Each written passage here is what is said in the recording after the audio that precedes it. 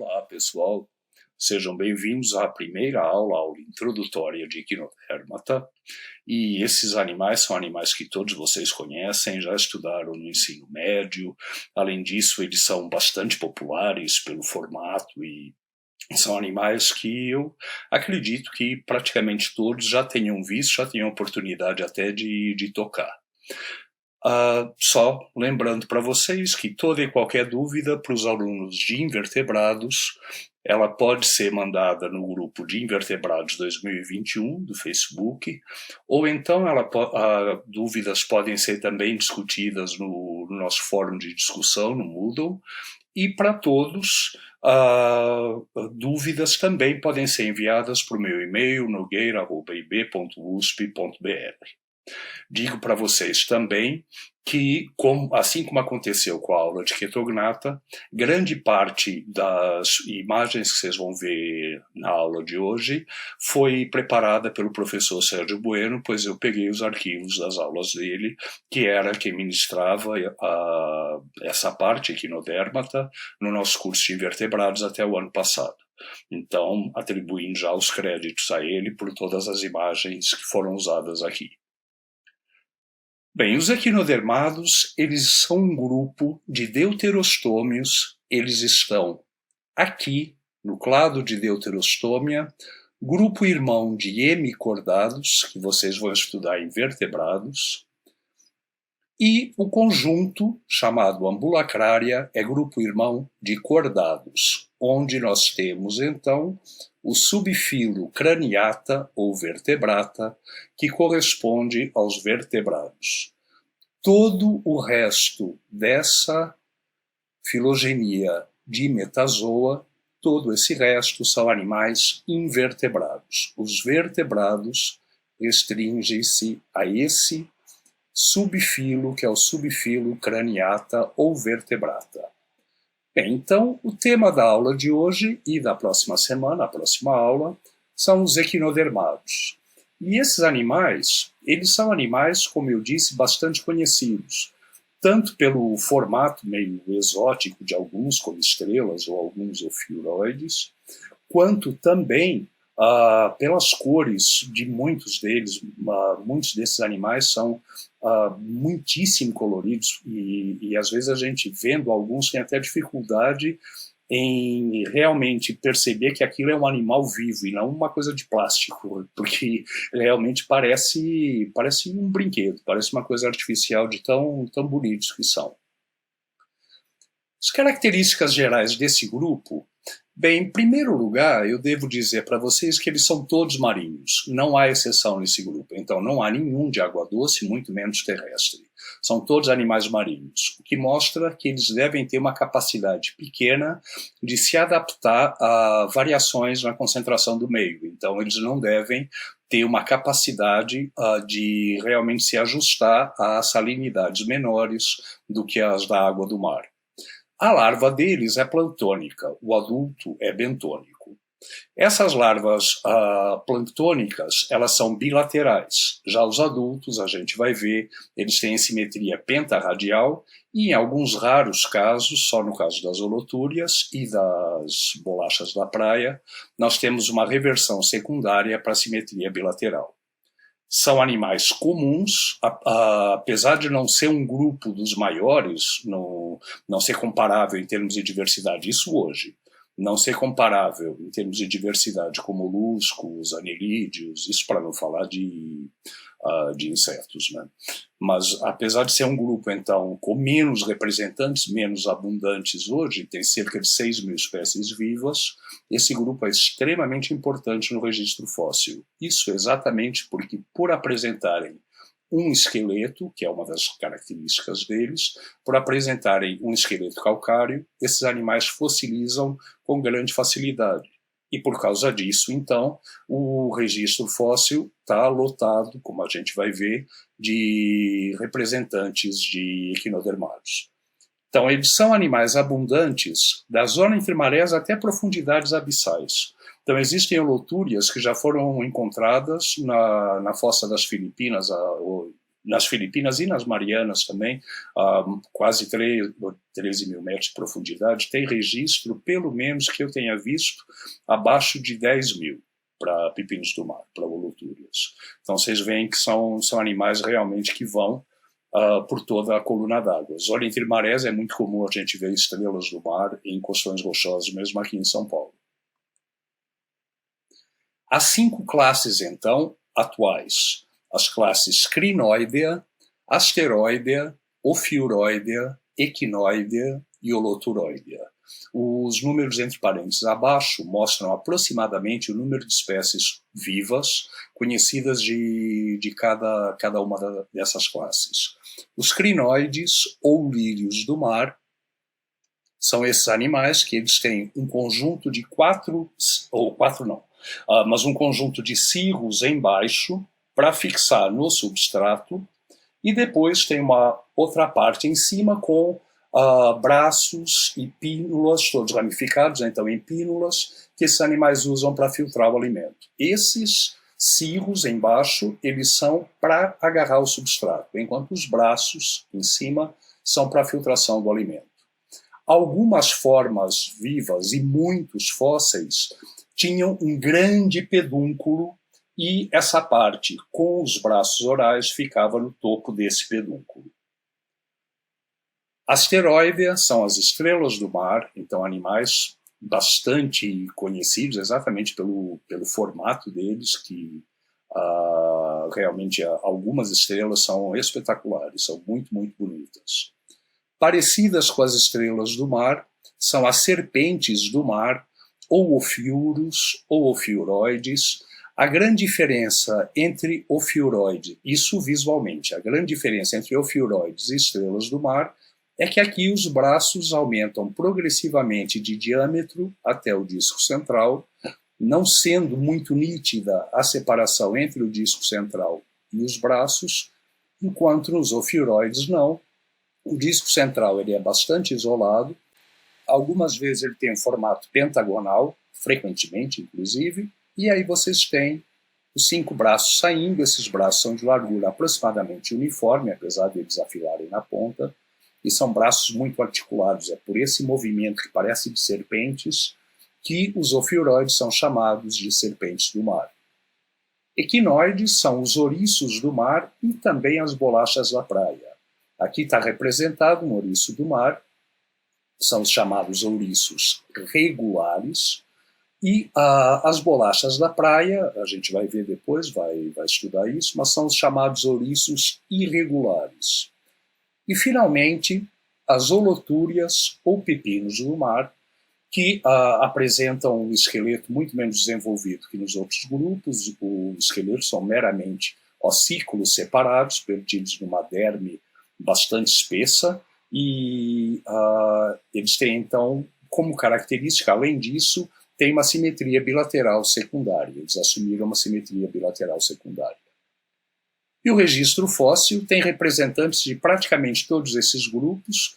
As holotúrias é um pouco mais difícil de fossilizar por causa da natureza do esqueleto. Como eu disse, são ossículos pequenos, separados, mas em todos os outros grupos você tem grande quantidade de espécies fósseis. Inclusive, se hoje tem cerca de 6 mil espécies vivas, no registro fóssil nós temos cerca de 13 mil, ou seja, mais do dobro de espécies extintas. Esses animais, então, são pentarradiais, alguns reverteram secundariamente para uma simetria bilateral. Só que as larvas deles são bilaterais. Eles variam de tamanho desde cerca de 1 centímetro, às vezes um pouco menos, até, no caso de estrelas, pode chegar a cerca de 1 metro de diâmetro, e em algumas holotúrias o tamanho máximo alcançado pode chegar a cerca de 2 metros, ou quase isso. Então, são pepinos bastante grandes. Além disso, esses animais, devido, não é uma questão lamarquista, mas como uma adaptação à simetria pentarradial, eles tendem a apresentar, ou eles apresentam, então, um sistema nervoso descentralizado. Não existe uma cabeça, não existe um cérebro. O que vai haver, a gente vai estudar ainda na aula de hoje, vai ser 3 redes nervosas em diferentes alturas no corpo do animal, e todas essas redes são interconectadas. Então, são plexos que cobrem toda a superfície do corpo e em diferentes alturas. Além disso, então, é característico um endoesqueleto. Esse endoesqueleto é formado por ossículos dérmicos que têm origem mesodérmica. O esqueleto, portanto, é interno e, assim, comparável com as escamas de peixes, por exemplo, que também tem uma origem dérmica, vai haver epitélio recobrindo todo o esqueleto. Inclusive, os espinhos de ouriços do mar, eles têm epiderme recobrindo todo o espinho. Toda a parte esquelética, ela está recoberta por um epitélio, que pode ser muito fino, mas ele está presente. A derme apresenta um tecido conjuntivo mutável, chamado TCM. Esse tecido conjuntivo mutável, a gente vai falar mais dele um pouco mais para frente nessa aula, mas esse tecido conjuntivo mutável é uma característica única desses animais e ele permite uma grande rigidez. Então a derme adquire grande rigidez ou perde completamente a rigidez, fica extremamente flácida, em virtude de inervação nervosa. Não há nenhum tipo de ação muscular nisso. Então esse tecido conjuntivo, ele tem fibras de colágeno que são inervadas diretamente pelos plexos nervosos, sem gasto de energia, porque os músculos não atuam, e com isso as fibras elas conferem uma grande rigidez ao animal ou fazem com que fique completamente flácido e, às vezes, em casos extremos, vamos ver mais para frente, isso faz com que ocorra, inclusive, autotomia de braços em algumas serpentes do mar ou em alguns lírios do mar, então crinoides e ofiuroides, ou, no caso de holotúrias, pode dar até evisceração de todos os órgãos quando o animal se sente ameaçado. Então, tudo isso são propriedades desse tecido conjuntivo mutável. Além disso, também, esses animais eles vão ter sistema emal e um sistema hidrovascular característico que não ocorre em nenhum outro filo animal. Ambos esses sistemas, emal e hidrovascular, são derivados do celoma, assim como também há uma grande cavidade celômica envolvendo os órgãos, que é o chamado celoma perivisceral. Então, 3 partes de celoma, 3 cavidades celômicas, considerando que esses animais são deuterostômios. Então, eles têm o celoma formado por enterocelia, 3 câmaras, celoma tripartido, e essas câmaras celômicas originarão o sistema emal, sistema hidrovascular e o próprio sistema perivisceral. Só que reparem que não é uma correlação direta. Tal cavidade origina isso, tal aquilo, porque vamos discutir mais para frente, mas esses animais apresentam uma torção no desenvolvimento embrionário e essa torção faz com que todos esses 3 sistemas de cavidades tenham origem múltipla, a partir da protocela, mesocela e metacela. Bem, a primeira grande característica, então, a simetria pentarradial, o que, no caso de estrelas, é o que nos chama imediatamente a atenção. Então vejam, esses animais, eles são simétricos. Quantos eixos existem que me permitem dividir esse animal em 2 metades exatamente iguais? Basicamente eu tenho 5 eixos. Vejam, o primeiro, segundo, terceiro, quarto e quinto eixos. Apenas esses. Então, por isso eu falo que a simetria é pentarradial. São 5 eixos. Isso para estrelas. No caso dos outros, como é que é? Para ofiuroides é a mesma coisa, para crinoides é a mesma coisa, para ouriços é a mesma coisa, para holotúrias não. As holotúrias elas são modificadas porque elas adquiriram secundariamente uma simetria bilateral. Isso também ocorreu com bolachas da praia, que são os chamados ouriços irregulares. A gente vai discutir isso depois. Só que as larvas desses animais são larvas bilaterais. Então, as larvas de equinodermos, bem, cada classe vai ter o seu nome, a larva, mas, genericamente, a larva é chamada dipleurula. E essa larva, ela vai ser simétrica apenas bilateralmente, ou seja, há um único eixo que divide esses animais em duas metades iguais. Como eu disse, no caso das holotúrias, então, esses animais adquiriram secundariamente uma simetria bilateral. Vamos discutir isso mais na aula da semana que vem, quando falarmos especificamente delas. Outra característica, o endoesqueleto. Esse endoesqueleto é principalmente calcáreo. Então, são ossículos ou placas dérmicos de origem mesodérmica. E esse esqueleto ele é composto basicamente por duas partes. Vai haver o chamado estereoma, que é a parte mineral, basicamente carbonato de cálcio, cerca de mais de 85%, vocês podem ver aqui, na forma de calcita. Além disso, carbonato de magnésio, com uma pequena parte. E esse esqueleto, esse estereoma, ele é basicamente todo poroso, há todo um labirinto aqui de canais. Esses canais é onde fica a outra parte do esqueleto, que é o estroma, que são as células que produzem esses ossículos ou placas dérmicos, e além disso vai haver espaços por onde circulam outras células. Então, células de defesa, ou então células que vão destruir partes do esqueleto para produzir outras, ou células que vão produzir fibras de colágeno, que são extremamente importantes para articular esses ossículos entre si.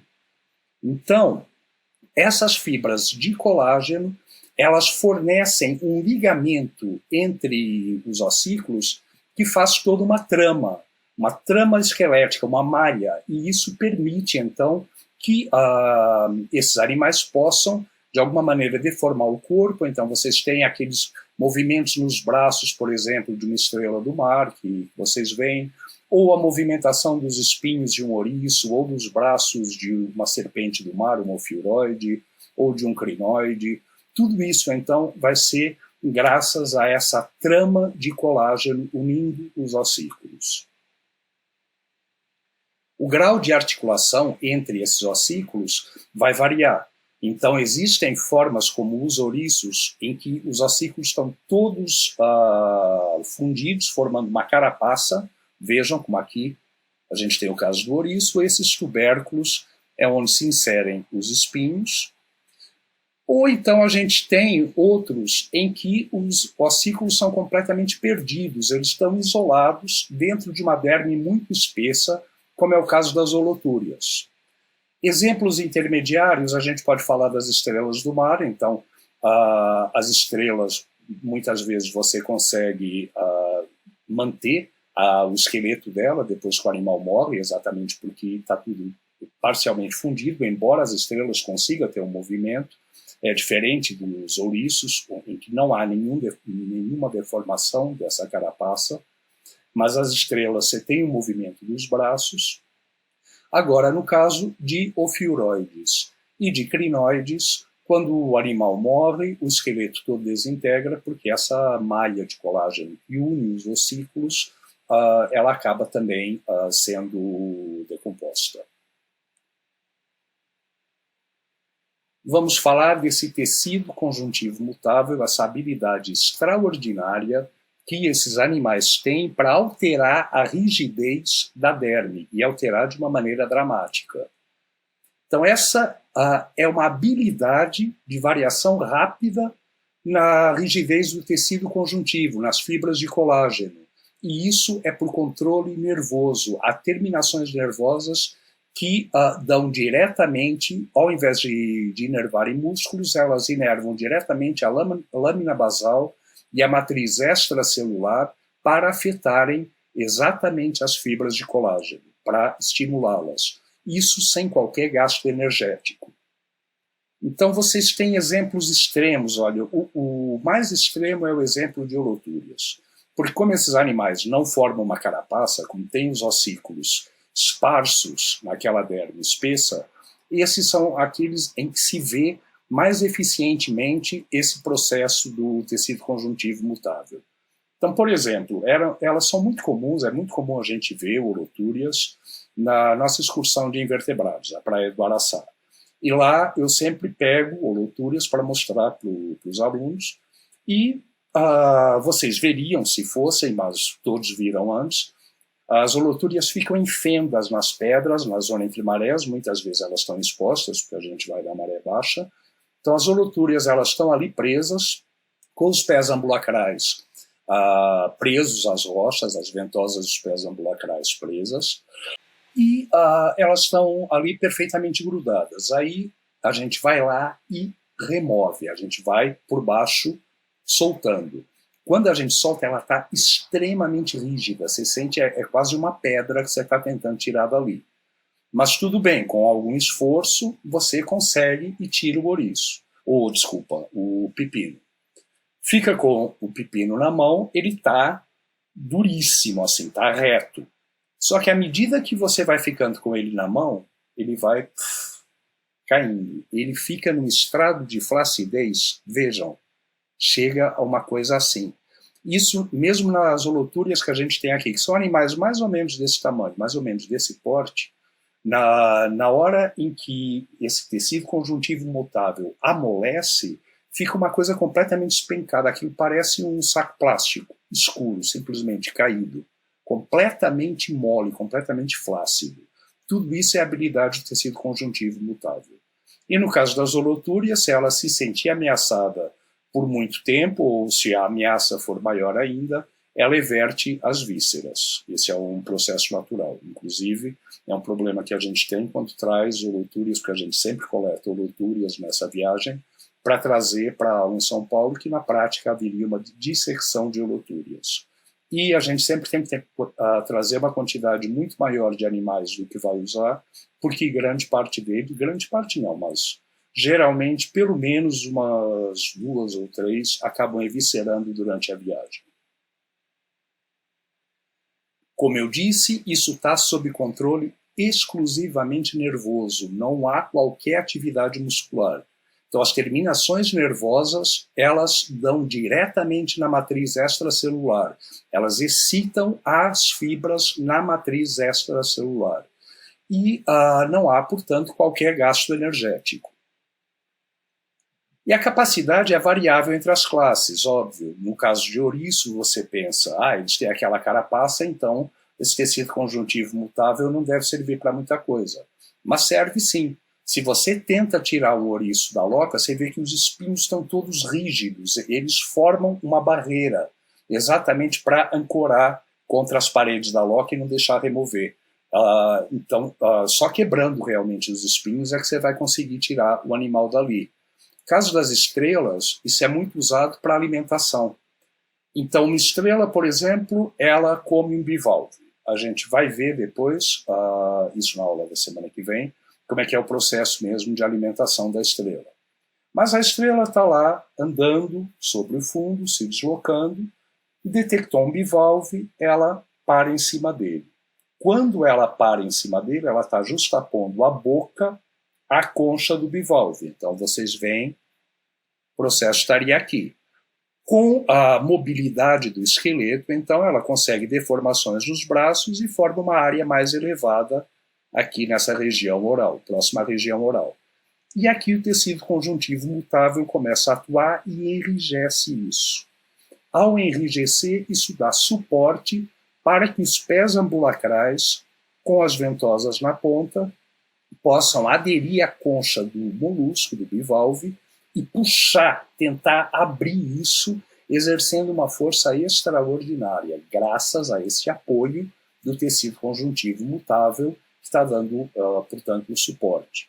Com isso, eles acabam conseguindo abrir, se abrir uma frestinha, por menor que seja a fresta, se abrir uma fresta na concha, o molusco já perdeu. Porque a partir daí, a estrela, vocês vão ver isso na próxima aula, mas ela vai everter o estômago e vai secretar enzimas, e já começa a digestão extracorpórea, as enzimas penetram por essa fresta e já vão destruindo a musculatura do bivalve lá por dentro. Então, com isso, aí ele já não consegue mais manter a concha fechada, e acaba abrindo e saindo comigo. Então, como eu falei, esse tecido ele permite, nos casos extremos, autotomia de braços em ofiuros, então é comum em serpentes do mar, em ofiuros, você vê que ele vai perdendo partes do braço. Crinoides é exatamente a mesma coisa, eles vão perdendo partes do braço, e isso é exatamente graças a esse tecido conjuntivo mutável. E é, da mesma maneira, a evisceração de holotúrias.